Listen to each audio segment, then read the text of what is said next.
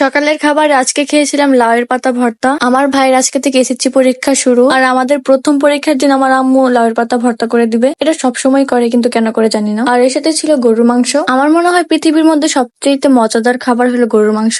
আমার অনেক পছন্দ এটা, তাই এরকমই মনে হয়। আর তারপর কলেজে টিফিন টাইমে খেয়েছিলাম সিঙ্গারা, আর এর সাথে খেয়েছিলাম মোজো। আর দুপুরে আমি তো পুরো আস্ত একটা কলা গাছ খাইছিলাম। মানে প্রথমে খেয়েছিলাম কলা গাছের মধ্যে যে থোড় থাকে সেটা দিয়ে চিংড়ি মাছ দিয়ে রান্না করেছিলাম। আমরা এটাকে থোড়ি বলি, কিন্তু অন্য অঞ্চলে কি বলে আমার ঠিক জানা নাই। আর এর সাথে ছিল কলা গাছের ভিতরে যে সাদা অংশ থাকে সেইটা, মানে এটা ডাল দিয়ে রান্না করেছিল। আমি এটার নাম বলবো না, কারণ আমি এটার নাম ভালো মতো জানি না। আর বলে তোমরা আমাকে নিয়ে মজাও নিতে পারো, তাই তোমরা এটাকে কি নামে চিনো বা কি নাম বলো কমেন্টে বইলা যাইও। আর তারপর আবারও মজো খেয়েছিলাম। তারপর বিকালের দিকে একটা আপেল খেয়েছিলাম। আর আজকে আমার আম্মু আর দাদি রোজা ছিল, মানে ঈদের পরে যে 6টা রোজা রাখতে হয় সেই রোজা। তাই আম্মু বললো যে ইফতার বানাতে, মানে রোজার সময় যে ইফতার গুলো বানানো হয় সেগুলাই বানিয়েছিলাম। যদিও আমি রোজা ছিলাম না, তাও নির্লজ্জের মতো এগুলা খেয়েছিলাম। যাই হোক, তারপরে খেয়েছিলাম চা আর বিস্কুট, এর সাথে নাটকও দেখতেছিলাম। তারপরে খেয়েছিলাম তরমুজ।